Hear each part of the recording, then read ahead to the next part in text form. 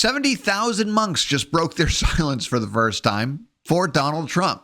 Let that sink in. While the fake news media is worshiping weakness as usual, the world is seeing Trump as the only man who can deliver lasting peace. And from Buddhist monks to European leaders, even Putin and Zelensky are starting to bend to Trump's will. And guess what? The left is losing their mind over all this. Stick around this video because we've got peace deals, foreign leaders acting like schoolboys, CNN crying in the hallways, and Democrats exposed for the fraud they've always been. This is Andy with TrendingPolitics.com. Hit like, subscribe, hit the notification bell for new upload notifications, and let's jump into this. Today, 70,000 Cambodian Buddhist monks are wholeheartedly supportive of our Cambodian Prime Minister Hun Manet to nominate you for the Nobel Peace Prize. Please accept, Mr. President. 70,000 monks can't be wrong. After Trump brokered a peace deal between Cambodia and Thailand, the monks went ultra MAGA and shaved their heads like Stephen Miller. So 47's thinking about sending them all 70,000 of them Trump 2028 hats. Duty and tariff-free. 70,000 monks can't be wrong. I mean, think about this. Monks halfway across the world see Trump as a peacemaker, while Democrats here at home call him dangerous, racist, and everything in between. And the truth is, Trump isn't winning respect across, abroad. He just does what he's doing. He doesn't walk through trying to create respect. But coming up, I want you to watch how he handled Putin, Macron, Zelensky, all in one move. And spoiler alert, they looked like students in class while Trump was the teacher. Take a look. Alaska was a show of force by President Trump. He invited President Putin to land that the Russians used to own. He displayed a huge amount of military hardware and then did a flyover. It was kind of like inviting your uncontrollable neighbor to your house and showing him your gun case. Trump's giving everybody options, the easy way or the hard way. This time, Zelensky picked the easy way.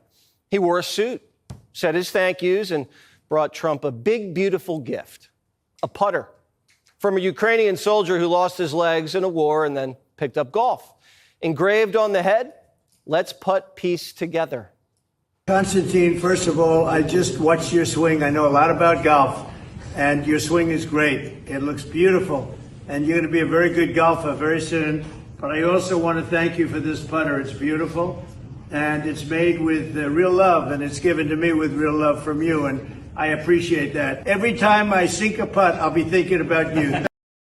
Maybe the president will bring his new putter to Doral, where the PGA just announced Trump's club will host a tour event. The Europeans already calling it Daddy Shack.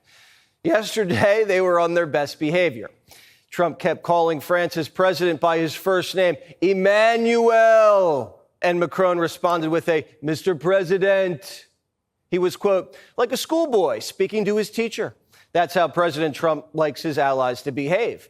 And although the leaders were still meeting as this column went to press, he appears to have whipped them into shape.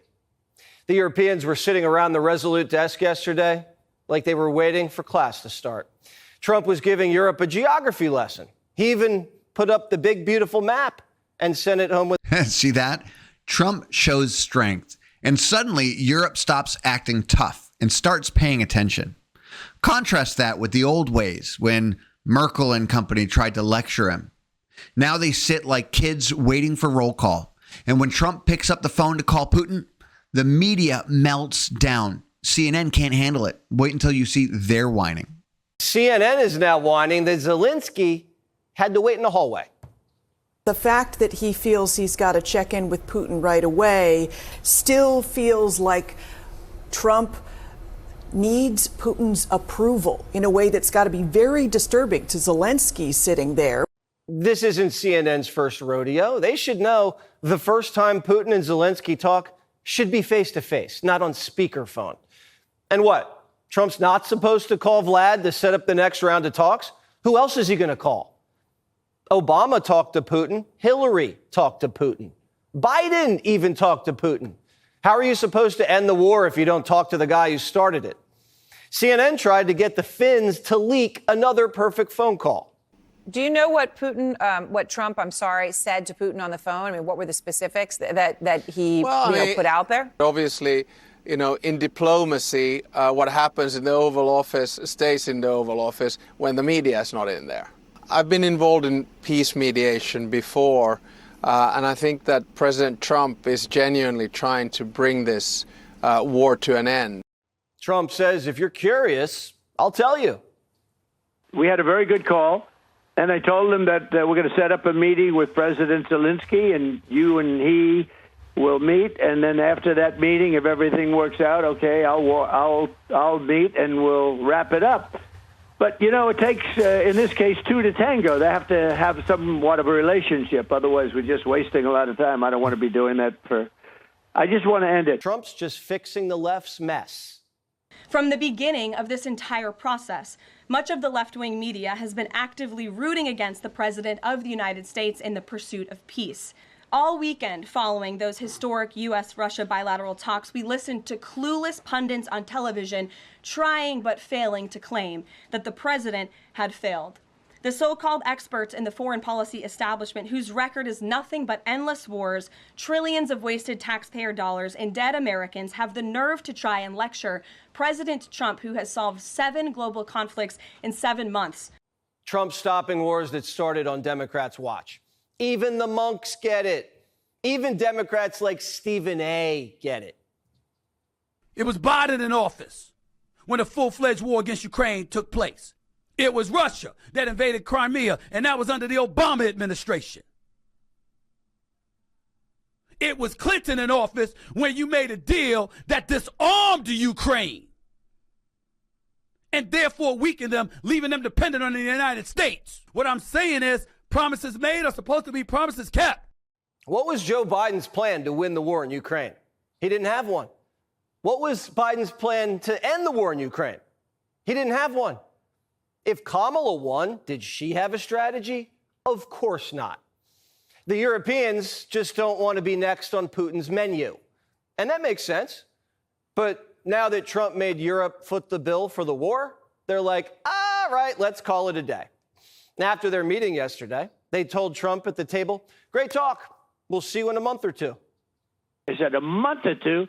You're going to have another 40,000 people dead in a month or two. You have to do it tonight.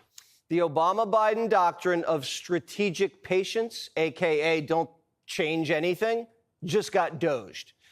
Trump doesn't have time for shenanigans. And if you look at the body count, neither does Ukraine. So breaking it down, Trump is the man stopping the wars that the Democrats have started. He's the one earning the respect worldwide, not with kindness, but with strength. 70,000 monks know it. Europe knows it. Even CNN knows it deep down. Meanwhile, Democrats just give us dead Americans, wasted trillions, and chaos abroad. That's their entire record. President Trump's record, peace, power, and putting America first. And that's why his approval is soaring. This is Andy with TrendingPolitics.com. Stay informed, stay vigilant, and I'll see you next time.